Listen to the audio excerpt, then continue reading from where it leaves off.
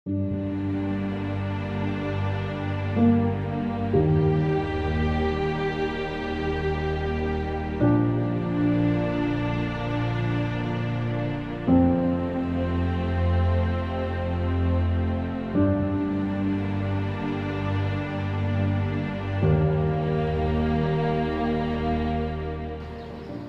بینەرانی خۆشەویست ئەم کاتە و هەم کاتێکتان باش. من محەممەد زەلیلم. بەرنامەیەکی نوێی دەنجی خەڵک لە شاشە جوانەکەی کەناڵی بادینانەوە پێشکەشتان دەکەم. لە بەرنامەی ئەم جارێ دەنجی خەڵک باز لە گرانبوونی نرخی بەنزین دەکەین. با بزانین گرانبوونی نرخی بەنزین چ کاریگەری کردوتە سەر ژیانی خەڵک.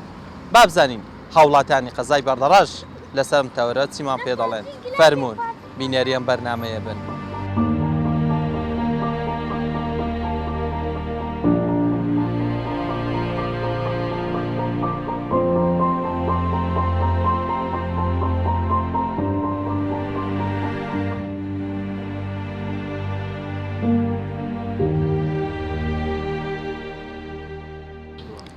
والله زۆر تانی دەدینی بازار چۆلە بازین بە 1950 دینارە ڕۆژانە خەڵک دەستە مووسل لە مووسل بە 450 دینارە و بازینی مەی کوردستانە کەرگۆسە دەستە مووسل بە 450 دانە خەڵک لێرە شێمە خوا دەزانی دوونێ ناپێرێ و بای 8,000 حەت لتر بازین پێ هاتیە ینی بڕوا بکە ئەو دومانشتر وها بڕوە خوا دەزانی دەگەڕێنەوە کار و عەربانە 100 ساڵ دەگەڕێنەوە پاش کاکە مالی خەرشیان وێ ناکرا ئەو حوکەیە دانی بازین لتری بە 1950 دینار خوا گوناح نییە خوا دەزانی تەسیری لە بازار کردیە لە فەقیر کردیە کاکە دەوڵەمە چ ژیرەیە فەقیری وچی من لتری مازین بکردمە 1950 دینار ئەو مووسل ئەها 9 ساعاتە خوا دەزانی 9 ساعاتە بازینی کەرگۆسک دەستە مووسل بە 450 دانە خەڵک ئارێ وەڵا زۆر تەسیری کردیە یەکجار تەسیری کردیە فەقیری وچی من لتری مازی بکردمە 1950 دینار ئەو تەسیر نییە خوا دەزانی 100 ساڵ گەڕێنەوە پاش 100 ساڵ نا ڕۆژ کردووان ڕۆژانە تو چەند لتر بەنزین تێ دەکەیت بەکاردێنی ئەگە بەبەوەکو سارەکە چەندی بەکار لەوانەیە ڕۆژی 20 لتر بازین ڕۆژ هەیە 15 لتر بازین ڕۆژ هەیە 30 لتر بازین بەکاردێنم ڕۆژانەی خەڵکیشی لەسەر وەڵا زۆر خەڵک ئیشی لەسەر بازار کاکە هەیە فەقیری تەکسی هەیە لە سبەینە تا وەرە 50 ئیش ناکە 40,000 بە بازی بدە ئەی تایە ڕوونە مەچینەیە مەسرفی ماری و مداریە کابرا لەوانەیە 100 کۆلام کە ڕۆژیە تا 50,000 پێیاکە بە تەکسی لتری بازین دەکڕیت بە چەند بە 1950 دینار ئەو تەسیر نییە دیەوە تەسیری یەکجار زۆرە ماشەکەش دوا کەوتووە موچەکەش نییە کا موچە فەقیر لەوانەیە ئەوە جەماعەتی MRF دوو مانگە تازە یەک معاشیان دایتی وەڵای بۆ ماژی سێم دەڕوە تازە یەک معاشیان دایتی ئەو MRF لە دەوڵەتە MRF جەماعەتی شارەوانی موچیان سێ هەندی وەزیر زۆرە ئەو قڕبەسەرانە موچە 390 زاران دەنی سێ مانگ جارێک معاشیان دەنی ساحب ژنە منداڵە مەسرفی هەیە کرێچیە ئەی فەقیری بەرخۆی چێ بدە بەڕاستی خەڵک زۆر بێسار بووە بنزین هەرزان بکرێتەوە نرخەکەی دابەزێت وەڵا حەزەکەن کاکە سعری معقول دارە معقول 1950 دینار پێرە بازین بکری 8,000 حەفت لتر بازین پێ هاتیە ئەتخوا حەفت لتر بازین خوازانی نۆزەرەکان پڕ نابیت ڕۆژانە بنزینی تێ وەڵای ڕۆژانە من سارم مەتعەمە کاکە دلڤەریم هەیە خواردن مۆسینە عەدەبام لە بۆ محەممەد دەبام لە بۆ جێ دەبام کاکە بە سار دەچم حەفت لتر بازین تخوا چ پێێتی داواکاری تۆ وەکو گەنجێک والله داواکاری وشیمە گەنجێ داوا لە حکوومەت دەکەم ئاسانکاری بۆ ئەو مەلەتە بکە کاکە بازین هەرزانکان کاکە چوونە گۆشت بتە 4,000 چوونە بانجام بتە 1,000 دینار یەک دەبەی زێت 3,500 دینارە خەڵک تێدرێ کاکە فەلافڵ 750 دینارە کاکە یەک دەبەی زێت بە 3,500 دینارە هەموو شتە گران بوو بیدە سێ قات و چار قات کاکە دەڵێن دۆلار گران بوو دۆلار کا گران بووە دۆلار بە 120,000 نەبوو ئێستا بە 148,000 نییە ئەو کاتە کارتونی سینگ بە 28,000 بوو ئێستا کارتونی سینگ بە 74,000 یخۆ دۆلار چار قات گران نەبووە وایە هەموو شتە گران بوو بتوی 1,000 دینار بوو 3,500 دینارە چلۆی تەماتە 1,000 دینار بانجان 1,000 دینار بەبەی زێ 3,500 کارتۆنی سینگ 28,000 بتە 74,000 هەموو شتە گران بووە ئاو گران بووە خوازانی ئاو بە 600 دینار بۆ 900 دینارە خوازانی ئاوش گران بووە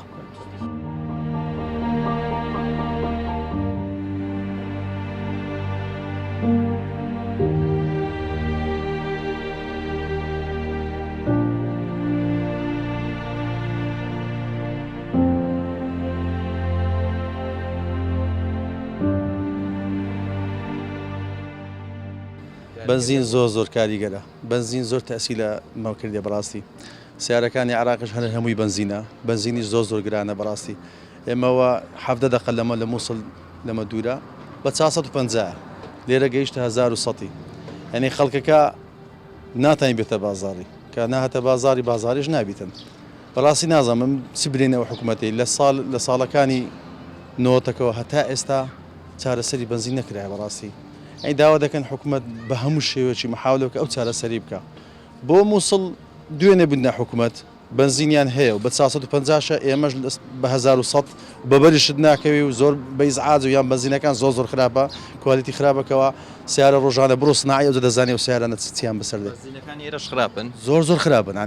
بەز نییە بنزینەکە هەیە بە 1100 شتێ دەکەی بەڵام زۆر خراپە ئێستا بڕۆ سناعی و دەزانی چکارە ساتە ئەنی نازانم هەتا کەنجینێ ئەو خەڵکەوە حکوومەتە نازانم چ دەکاتن عنی هەتا ئێستا بەزین پێدابی نەکرێت چ بەڕاستی خەڵک زۆر بێزارە لەو وەزعی باشە هەر بنزینەکانی کوردستانی دەڵێ هەر دەدرێتەوە بەخوا مژوا وا دەرێن بنزینی عراق کوردستانە دەرێتە مووسڵ باشە لە مووسڵ بە 450 بەخوا ئەگەر ئەمە نەچی مووسڵ هیچ مشکلیان نییە ئێمە کورد چوینە لە مووسڵش لەوێ ئێستاکە ئیزدیحامات توشتمان پیا کردیا یەکجار زۆر ڕۆژانە گەر تو بچی سێتەرەی لەوانەیە 1000 2000 3000 سیارە ڕۆژانە لە مووسڵ بنزینێن یەک لەوان ئەمنم بەخۆم وڵی وەتی سیارم تێک چووە بابرن فیتپەمی تێک چووە هەتا ئێستا بەزین لە کوردستان تێ نەکردیا ئەنی تقریبان ئەوە 5 مانگە 5 مانجی ڕێکە ئەم لەو کوردستانی بنزین تێ ناکەم ناوێرم تێکەم چکە سیارەکەم ڕادەوەستی دەچم لە مووسڵ تێ دەکەم سڕەکەی دەگرم سبناکچەک زوو دەچم لە مووسڵ بنزینەکەی دێنم پێم زۆر باشترە زۆر خاوێنترە زۆر باشە کەواڵێتی باشە چونکە ڕقابە هەیە لێرە ڕقابە نیەکاکە لێ ڕقابنی هەر کابرە سەر بەخۆی بنزیخانەشی دانایە 1100 و تەواو بڕاوە کەس نازانی بنزینەکە ئیچیە و چنیە و ناوڵ هیچ ڕقابنی ئەگەر ڕقابە بێ هەم سیارە لە سناعی ناکەوی کاریگەری دەکاتە سەر ئەوانەی کە خاوەن پاسن ڕەفەکانن تەکسیەکان زۆر دەگەڕێنیشیانە سەر بنزین و ئێستا بنزینی شواگران بووە کاکە کەرەوز فرۆشەشی بەردوکانی تەسیر دەکە حتا دەگاتە پاس و هەمووی چونکە هەر هەمووی ئیشەکەمان ئەوڕۆ بەچیە بە کەرستێکەوە نەقلەکە بەچیە بە بنزینە گەیاندەکە هەمووی بە بنزینە کە بنزینیش بۆ نەوعابی بەرێوەڵ ئەرێوەڵات تەسیری کردیا بۆ کەرەوزە گرانترە لە مووسڵ هەرزانترە لێرە گرانترە بەسیترین شتە زۆر هەمووی ژیانمان بەڕاستی هەمووی بەسراوەتەوە بەو بنزینەی ئەگەر تو بنزین هەرزان کرد ئەرێ وەڵاهی ڕێگا نەقلیات هەمووی هەرزان دەبی کە نەقلیات هەرزان بوو ئەشیاکە هەرزانتە دەگاتە جێ ئەرێوڵە تەسیر دەکاتن داوا دەکەن حکوومەت دانێ کوالیتەکەی باشکە دووەمنیش بنزینەکەی هەرزانکە باشە بۆ لە مووسڵ دابینەکەی بۆ لە کوردستان دابین ناکەی ئەوە قسەی من نیە قسەی هەموو خەڵکە دەرێت بنزینی کەوەرگۆسێک بۆ مووسڵە ئەوە قسەی هەموو خەڵکە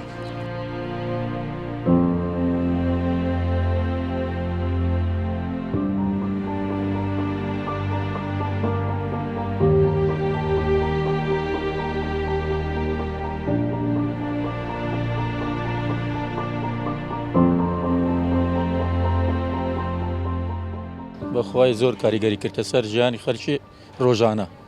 یعنی ئەو خەڵکە هەیە لە سعات سێ لە سعات دوو دەشتە مووسڵێوەبی بە 450 تێکاتن لەوێ احتیمالە 2 ساعت 4 ساعت 5 ساعت سری دەگریتن تا بەبەری دەکەویتن لە لای خۆمان بەخوای ئێستا دەڵێن نییە نزان بنزینی مە چ لێ دێت زۆرە بەزلۆمە نییە لۆ هاوڵاتی نییە بنزین لە تریگەشت 1100 دیناری ئارێوە ئەو بنزیخانان چ دەکەن لە سیارەی دەکردنەوە دەفرۆشنەوە سیارەی یا لەوە کردیش کابرا بێت لە سیارەی بنزینی بکرێت خەڵک بچی لە مووسڵ بین لێرە بەلەتر بفرۆشتەوە لێرە دەفرۆشنەوە سیارە هەیە دەچی دەینیتن دەفرۆشتەوە خاوەن بنزیخانە بە 900 دینار لیان دەکرێت بە 1100 دینار لە خۆی داتەوە ئەدی کا بنزینی مە باش ئەوە کاریگەری ناکاتە سەر سێکتەرەکانی ژیان ئەوانەی کاس ئیشیان لەسەر بنزینە بابڵێ وەکو سایق تەکسیەکانە ڕەفەکانە ژیانی ڕۆژانی خەڵک بەخوای ژیانی ڕۆژانەی خەڵک یعنی چ ژیان و حال نییە کابرا بچی بنزینی 1100 دیناری تێکاتن نەفەر زۆر بە 5,000 بداتێ 5,000 بداتێ تقریبا با 5,000 زیاتر بنزین دەخوات والله یعنی کابرا زەرەر لەگەڵ ئیشەی یان دەبی ڕابگریتن ڕاج بگری احتیمالە معیشەتی پێ ئەوە نەبیتن لە ڕەزالەتدایە کابرا کاریگەری خراپی کردە سەر ژیانی خەڵکی ڕۆژانە بازارەکەی عامەتەن وایە هەر لە بازارەکەی عامەتەن وایە ڕووی تێک کاریگەری لەسەر بێ ئیشی و ئەویدی بووە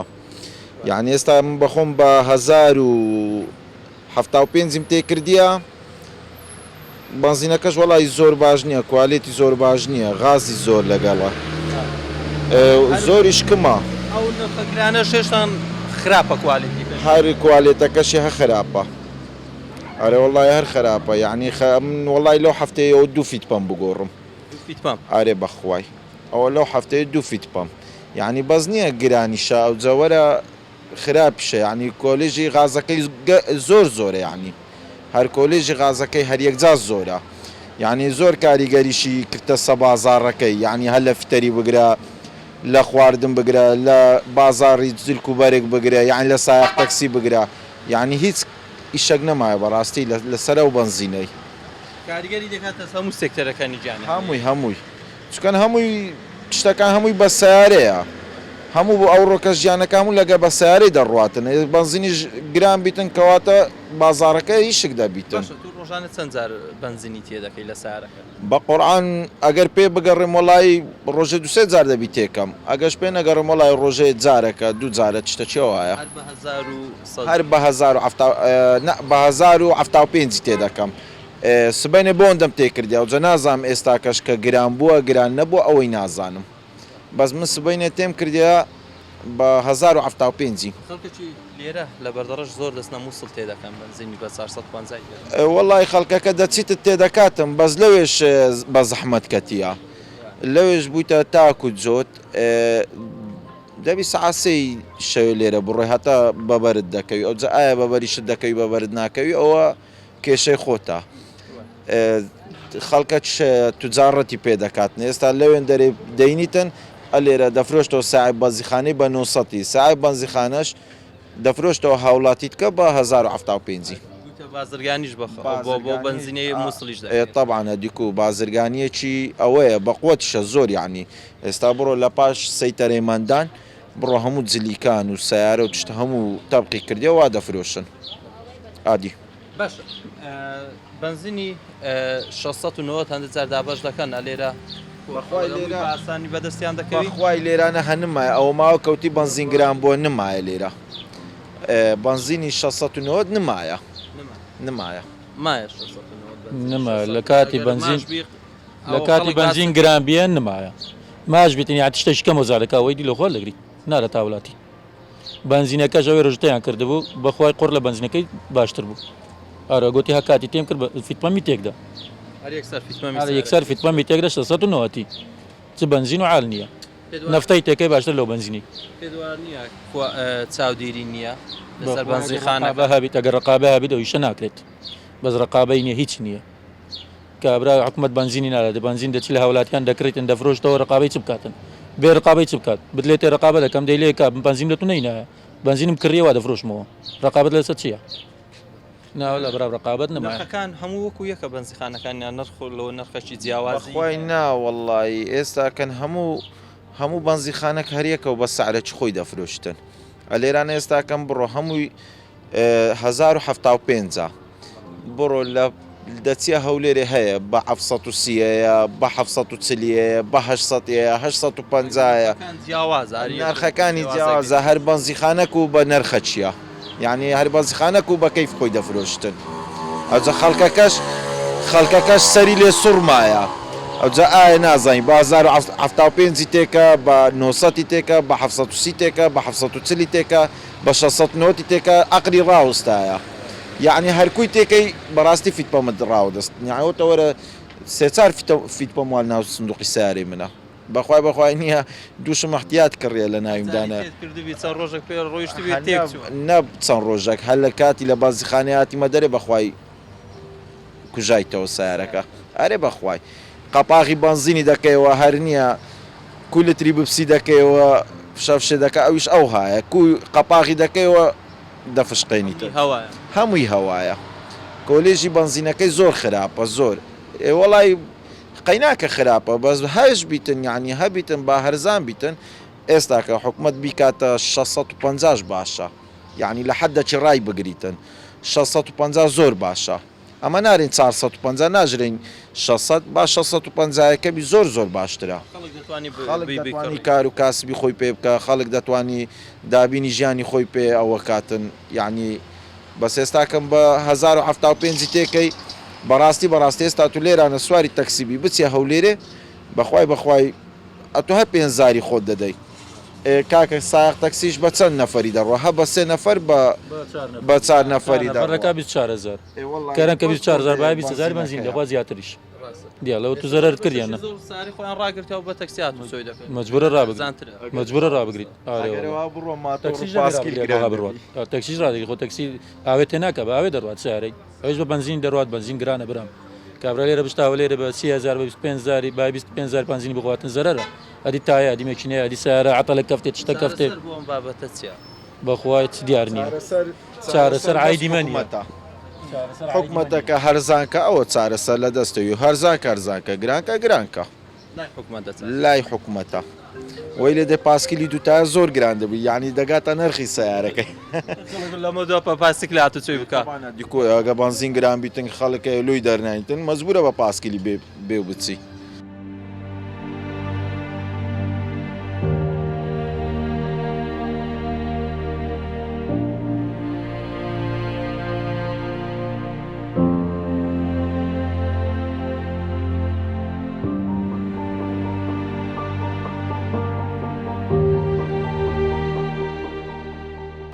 شوفێرێکی هێلی بەردەڕەش هەولێر بەڕاستی کارە ساتە لە هیچ وڵاتێک شتیوا ڕووی نەداوە یعنی خەک نازانین چ بکات لە دەست ئەو وەسعی کاکە نەبووە نابەڕاستی نەبووە 1100 دینار 1150 جێگا لۆ جێگای دەگۆڕێت کاکە شتیوا وەری هاتیە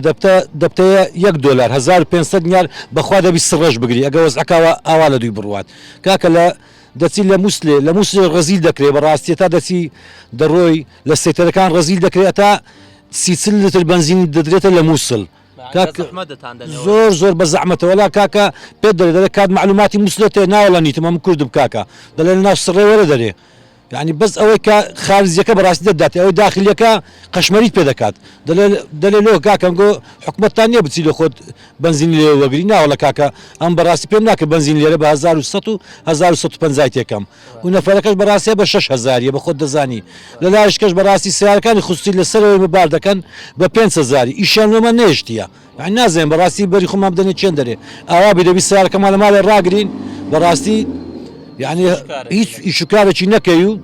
ئەوەی کە ئێستا نەفەرش بەڕاستی کە بە سیارە خۆ ناستاو لێرێ دەڵێ بە تەکسی دەڕۆم باشترە تەکسەکە لەوی زۆر هەزار ڕادەوەستیت پێی ناکرێت بنزین تێکە چون هاتنی بیزت 25 بنزین دەخواتن 25 زای دەڕوا بدەگەڕێتەوە دێو دەگەڕێتەوە لەگەرمە 12 زای دەڕوا زۆر مرتاحترە بنزین گران بۆ تاسیری لێوەش نەکردووە چون تاسیر نەکردووە ڕۆژانش بنزین تێ ئەگە بەڕاستی لە مووسڵ نەمان دێت مەزبوون لێرە بە 1100 تێکەین 1150 تێکەین ئیش و کارەکەش نەمایە لەو بەردەڕەشە بەڕاستی ئەو پەڕی ڕۆژانە 6 سیارەی تەکسی بار دەکا ئەوەی کە بار دەکە لەسەر هەمووی خصوصیە وازمان لێ نانی بەڕاستی مروری زۆر معسبەیوانە ناکات نازان مەسەلەکە چییە دەستە چێن دەرێ پشتگیری ئەوان دەکەن کەوانە نەعەقنیش پشتگیریانێ دەکەن بە هەموو نەوعاچی بەڕاستی ئەمە لە هەموو لاچی مەغدورین لەلایەن مروری هەر مەغدورین مروری من دانا پێ دێم کاکە مرور کاکەەوە نەفەری بار دەکا دەڵێ بەخۆم نەمدیتیە وەڵڵە ئەوڕۆ بەخوای پێم گوتیە کاکەەوە نەفەری بارکە لە وڵای من نەمدیتیە ئەتا بە چای خۆم نەبینم لۆی نانووسم یعنی چ یعنی بەڕاستی عەرەبەی مە دەکرێت بە هەموو نەوعک حەز دەکەم بەڕاستی قەزای بەردەڕەژ قایمەقام حاکم مرور بەڕاستی چاوەکی بۆی دابخشێنەوە کەمە تەکسینە ئیش دەکەین یعنی کاریگەری هەبووە لەسەر زۆر کاریگەری هەبووە بەڵێ تاکو ئێستا لەوانەیە ڕۆژانە 10 سیارەمان باری دەکرد بڕواب کە ئێستا ئەوڕۆ 6 سیارە باری کردێ لە هەولێرێ 6 سیار ئەوەیت کە بەڕاستی خصوصی سعات 6 و نیو عەفدێت ئەتا سعات 8 ئەتا پێش کە مرور بێ 8 سیاریان دەڕواتن ئەمەش ئەو هەت بەڕاستی یعنی دەستمان لە سەد دلی خۆمانە و ئیشەکەمان لێ نەمایە کەسیش پشتگیریمان ناکات نە قایمەقام نە مرور نە هیچ کەسێک بەڕاستی پشتگیریمان ناکە بە هیچ نەوعاچی ئەوەش ئیشی مەیە کاکە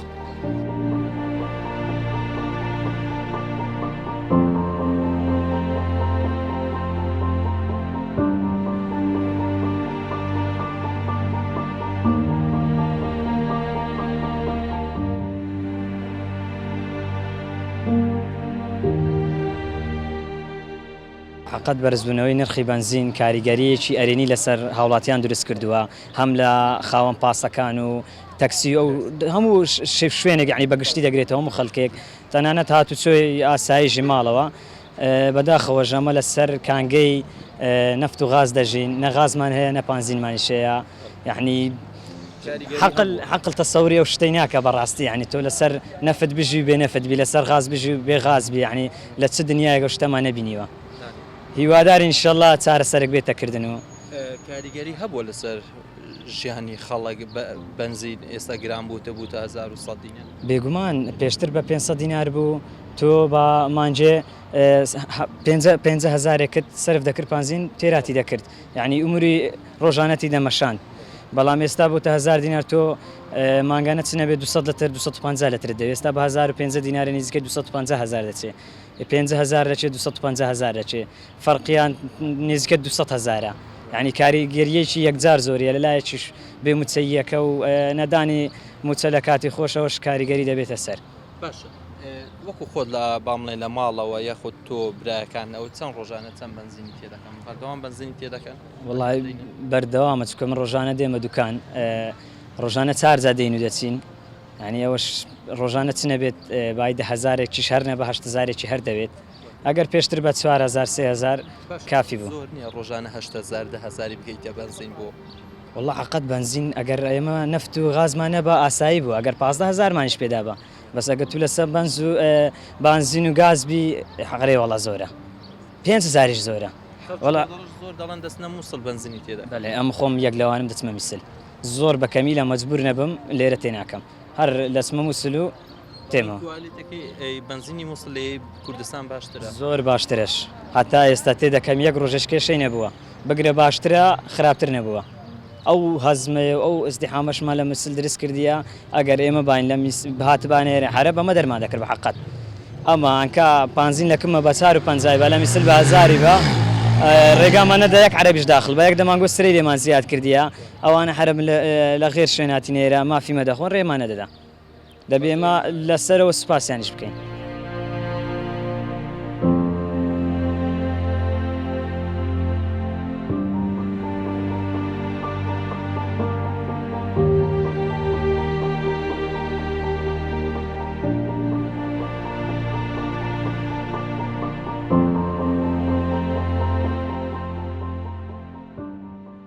بەڵێ بینێرانی خۆشەویست ئەوەی گیبیستی بوون ئەمە ڕاو بۆ چوونی هاوڵاتیانی قەزای بەردەڕەش بوو لە سەتەوەرەکەی ئەوڕۆکەمان سپاس بۆ ئێوە کە بینەرمان بوون سپاس بۆ هاوکارم جەلال گۆران